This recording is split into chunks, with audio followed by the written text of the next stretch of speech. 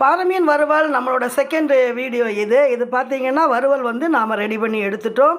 பாருங்கள் எவ்வளோ சூப்பராக இருக்குன்னு. இப்போ வந்து நாம் இதை என்ன பண்ண போகிறோம், அடுத்தது பார்த்திங்கன்னா கடலை மாவு கார்ன்ஃப்ளவர் ரெண்டும் சேர்த்து பஜ்ஜி பண்ண போகிறோம்.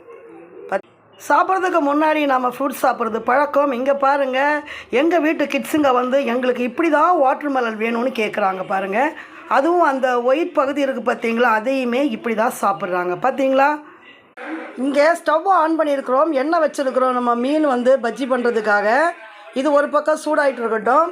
இங்கே பார்த்தீங்கன்னா நம்ம வந்துட்டு முட்டை எடுத்துருக்கோம். ஒரு முட்டையோட வெள்ளைக்கரு, அப்புறம் மிளகு, அப்புறம் வந்து மஞ்சத்தூள், உப்பு இதெல்லாம் இதில் போட்டிருக்கோம்.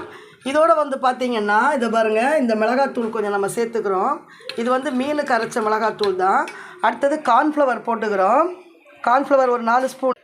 வறுத்த மீனை இந்த கார்ன்ஃப்ளவர், இந்த ஃபிஷ் ஃப்ரை மசாலாவோட சேர்த்து கடலை மாவோட சேர்த்து